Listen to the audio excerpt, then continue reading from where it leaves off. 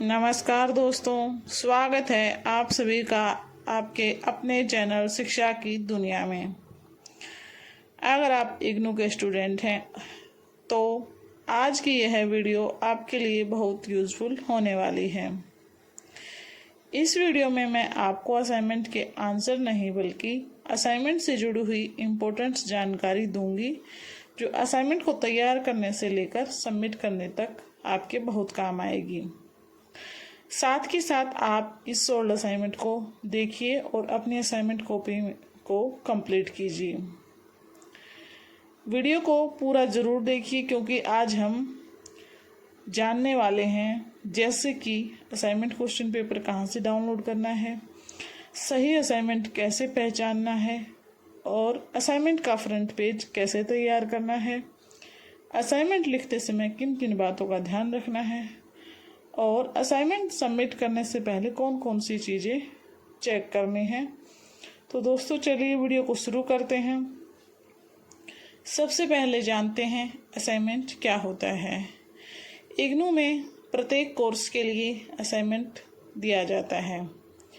Assignment में दिए गए क्वेश्चन के आंसर स्टूडेंट को निर्धारित निर्देश के अनुसार तैयार करके जमा करने होते हैं। असाइनमेंट के मार्क्स भी आपके एकेडमिक असेसमेंट का हिस्सा होते हैं, इसलिए इसे केवल फॉर्मल वर्क समझकर इग्नोर आपको नहीं करना है। यह आपके फाइनल मार्क्स में अच्छा खासा वेटेज रखते हैं। हालांकि असाइनमेंट के मार्क्स और वेटेज कोर्स के अनुसार अलग अलग हो सकते हैं। सभी कोर्स कोड के अलग अलग हो सकते हैं, किसी किसी कोर्स कोड का अलग अलग होता है वेटेज असाइनमेंट के मार्क्स का। इसलिए अपने करंट असाइनमेंट और प्रोग्राम की इंस्ट्रक्शंस जरूर चेक करें। अब आगे बात करते हैं कि असाइनमेंट क्वेश्चन पेपर आपको डाउनलोड कैसे करना है। इग्नू की ऑफिशियल करंट असाइनमेंट पोर्टल पर जाना है, जहां आप अपने प्रोग्राम और कोर्स के अनुसार असाइनमेंट खोज सकते हैं। सबसे ज़रूरी बात यह है कि असाइनमेंट किसी रैंडम वेबसाइट या पुराने पीडीएफ से डाउनलोड करने की बजाय इग्नू की ऑफिशियल वेबसाइट से ही डाउनलोड करें ताकि आप तक सही जानकारी पहुंच सके। इग्नू के करंट असाइनमेंट पेज पर प्रोग्राम कोड या फिर अपना कोर्स कोड से सर्च करने की सुविधा उपलब्ध है। असाइनमेंट डाउनलोड करने से पहले वैलिड सेशन और कोर्स कोड जरूर चेक कर लें और ये भी ध्यान रखें कि आपका जो सेशन हो आप उसी को सिलेक्ट करें। ध्यान रखना है पुराना असाइनमेंट देखकर उसे करंट असाइनमेंट ना समझ लें।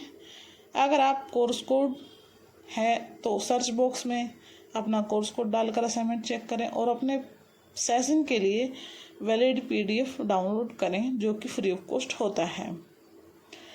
अब आगे जानते हैं कि असाइनमेंट का फ्रंट पेज आपको बनाना कैसे है। असाइनमेंट का फ्रंट पेज बहुत इम्पोर्टेंट होता है। फ्रंट पेज पर सामान्य रूप से आपको बेसिक डिटेल्स लिखनी होती हैं जैसे कि आपका नाम, enrolment number, programme code, course title, study centre, regional centre, assignment number, आपकी जीमेल आईडी, मोबाइल नंबर और डेट आदि। ये सभी ज़रूरी चीज़ें आपको फ्रंट पेज पर मेंशन करनी होती हैं। अब आगे है कि आपको कौन सी बात ध्यान में रखनी है। इम्पोर्टेंट बात यह है, हर इग्नू प्रोग्राम में फ्रंट पेज एग्जैक्ट फॉर्मेट एक जैसा नहीं हो सकता है।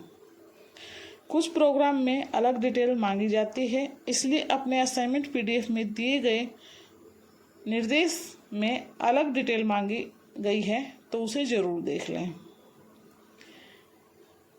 इग्नू के अलग अलग करंट असाइनमेंट डॉक्यूमेंट्स में फ्रंट पेज पर अलग अलग डिटेल मांगी गई है। उदाहरण के लिए कुछ असाइनमेंट्स में name, address, enrolment number, admission session, course code, course title और रीजनल सेंटर ही मांगा जाता है। इसलिए मेरी सलाह है कि आप मेरे बताए फॉर्मेट को बिल्कुल भी एग्जैक्ट कॉपी ना करें। पहले ध्यान दें कि आपको अपना कोर्स कोड कौन सा है और उसमें कैसा निर्देश दिया गया है। अब असाइनमेंट लिखते समय किन किन बातों का ध्यान रखना है वो जानते हैं। सबसे पहली बात, असाइनमेंट को साफ और रीडेबल हैंडराइटिंग में लिखें जो आसानी से पढ़ा जा सके। दूसरी बात है, हर असाइनमेंट के लिए अलग शीट रखें और पेज को कोर्स वाइज व्यवस्थित रखें। तीसरी बात है, क्वेश्चन नंबर क्लियर लिखें और असाइनमेंट पीडीएफ में दिए गए निर्देश के अनुसार ही आपको आंसर लिखना है। निर्देश का मतलब है कि जैसे किसी में आपसे 500 वर्ड मांगा जाएगा, किसी में 400 भी हो सकता है। ये कोर्स कोड के अनुसार चेंज हो सकता है। किसी में 800 वर्ड्स भी मांगे जाते हैं, 100 वर्ड्स भी मांगे जाते हैं, 250 भी मांगे जाते हैं। इसलिए आपको जो आंसर लिखना है ना, अपने निर्देश के अनुसार ही तैयार करना है। चौथी बात है, जहाँ जरूरी हो वहाँ हेडिंग और इम्पोर्टेंट पॉइंट्स को अंडरलाइन कर सकते हैं। पांचवी बात पर आते हैं, असाइनमेंट को जल्दबाजी में पूरा नहीं करना है। सबमिट करने से पहले असाइनमेंट दोबारा चेक कर लेना है ताकि आपसे कोई गलती ना हुई हो, बीच में कोई पेज मिस ना हो, आगे पीछे ना हो गया हो। ज़्यादा कटिंग है तो आप उसे पेज को हटाकर दोबारा से लिख दें। हाँ, जब आप असाइनमेंट लिखें तो आपको ब्लैक और ब्लू पेन का इस्तेमाल करना है और A4 साइज शीट का इस्तेमाल करना है। इसके लिए हम आगे बात करेंगे। इग्नू की गाइडलाइन में A4 paper, margin, question number और नीट प्रेजेंटेशन जैसी बातों का उल्लेख मिलता है, लेकिन पेपर साइज और एग्जैक्ट फॉर्मेटिंग प्रोग्राम की निर्देश के अनुसार अलग हो सकती है। इसलिए हमेशा अपने असाइनमेंट पीडीएफ को सेव करें और उसमें जो निर्देश दिया गया है उसी को फॉलो करें। एक और बहुत ज़रूरी बात, असाइनमेंट अपनी हैंडराइटिंग में अपने शब्दों में लिखना चाहिए। जहां आपको प्रोग्राम की निर्देश हैंडराइटिंग सबमिशन मांगी जाती है, यहाँ से आंसर आप जरूर देख सकते हैं, लेकिन उसे थोड़ा मॉडिफाई करके लिखें। अपने शब्दों में लिखने की कोशिश करें, इससे आपके अच्छे मार्क्स आएंगे। किसी दूसरे स्टूडेंट का असाइनमेंट बिल्कुल भी कॉपी नहीं करना है। इग्नू के कई करंट असाइनमेंट गाइडलाइंस में कॉपी को लेकर स्पष्ट निर्देश दिए गए हैं। अब बात करते हैं असाइनमेंट सबमिट करने की। असाइनमेंट तैयार होने के बाद उसे कहाँ सबमिट करना है, यह आपके प्रोग्राम और रीजनल सेंटर की करंट इंस्ट्रक्शंस पर डिपेंड कर सकता है। कहीं फिजिकल सबमिशन की व्यवस्था होती है और कुछ रीजनल सेंटर में ऑनलाइन सबमिशन के लिए लिंक दिया जाता है। इसलिए आपके स्टडी सेंटर की गाइडलाइन जरूर देख लें।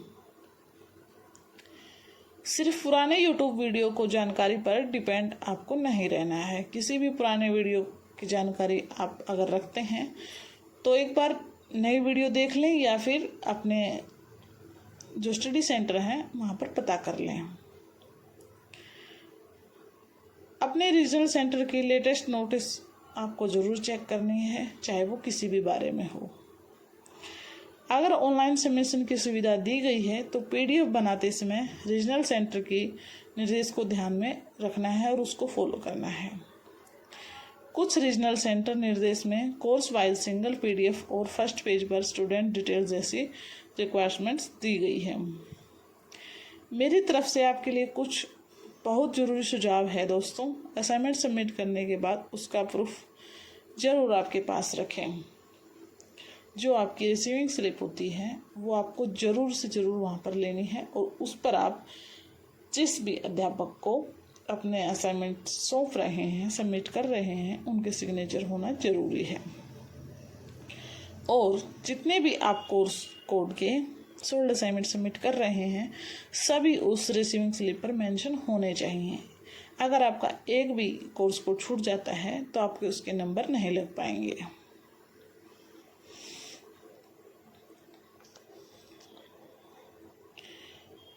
अगर आप ऑनलाइन सबमिट कर